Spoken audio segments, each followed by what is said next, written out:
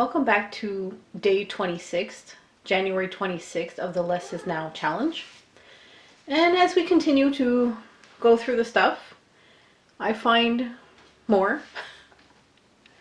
And the first thing we have is this rather large, she doesn't even fit on the camera screen, Fluttershy Thai plushie. She's about 2 feet tall, I would say. And Fluttershy is one of my favorite G4s in like all of them. And she has beautiful hair, and she's brand new. It cost me about $25 before tax for this pony. And I already got rid of the Applejack one. But the problem is, it's too big. It won't fit in any of my cabinets. It's literally just collecting dust. So I'm going to get rid of her.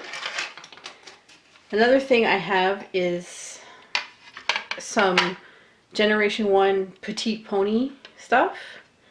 And this house has been in my collection for many, many years. And it's called Winnie Winks Inn. Comes with fences. Comes with a little swing. Cute little swing. Has a little tiny bed.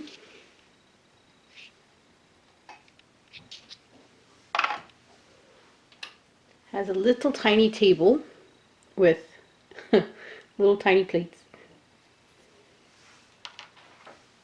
A little tiny dresser. And the reason these are going is because for Christmas, my boyfriend got me the same set, but in the original package. And it's so original that the plastic pieces have not been taken off of those plastic trees, and everything's still sealed in bags. So I don't need to keep this set anymore. I found a My Little Pony bookmark that I'm not using. I found a My Little Pony lanyard. Used to use it for my work. Don't use it anymore. I have one of these Maxi grocery store things. You had to buy these for $1, or sometimes they gave it to you for free. It's to insert into the shopping carts to unlock a shopping cart. I never use it. I never actually take a shopping cart when I go shopping. I have one of those tiny little carts on wheels, so I take that. I have a keychain that was made at my work. I had the My Little Pony logo engraved on it. It's missing the other piece, but this piece still works. Took that off my keychain. It's actually very heavy. I have a garlic pot. I bought this at the Salvation Army. You can count this as 2 pieces, 1 piece, whatever, however technically you want to count it. It's terracotta. And I bought it because you're supposed to store your garlic in it, and it's supposed to keep your garlic longer. But to be honest, I don't think it works.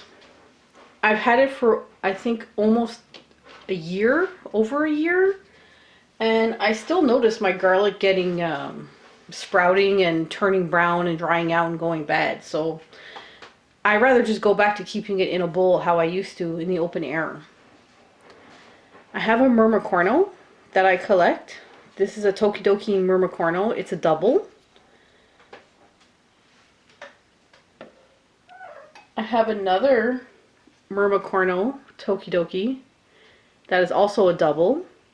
So I collect these two, and when I get doubles, I trade them with other collectors or I sell them. And I have another one that's a double. So these are all 3 are actually already sold.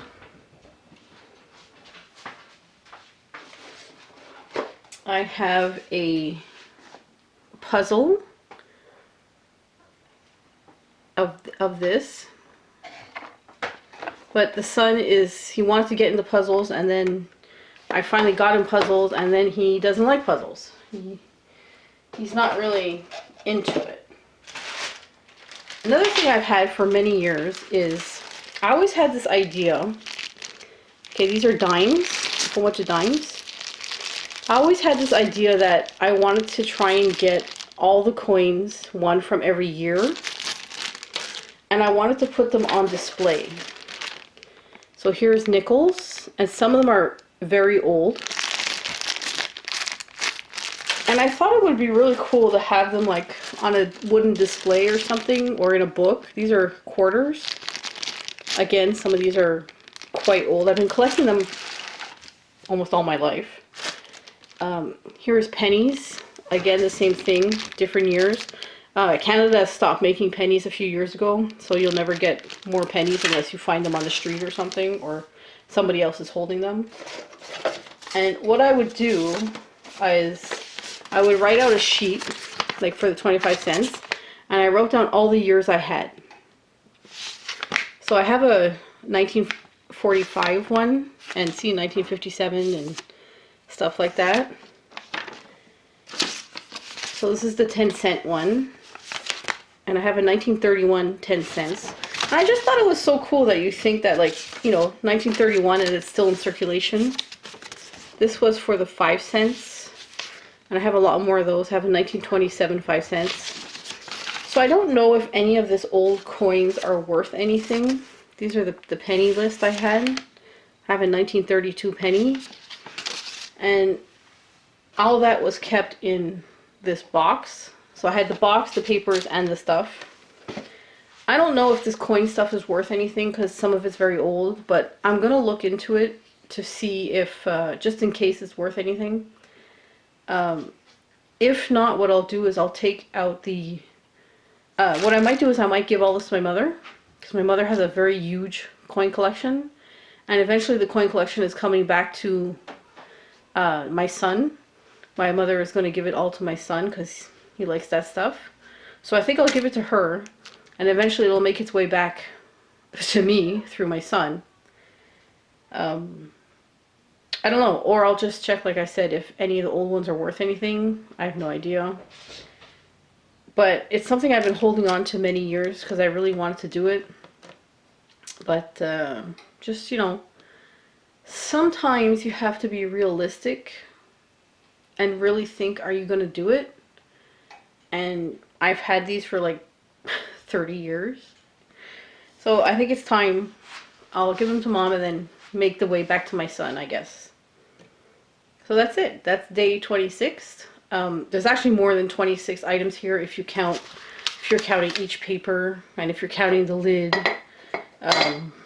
You know, if you want to count each penny in the bag, like, you know, I'm not going that crazy. So I'll see you tomorrow for the rest of the challenge.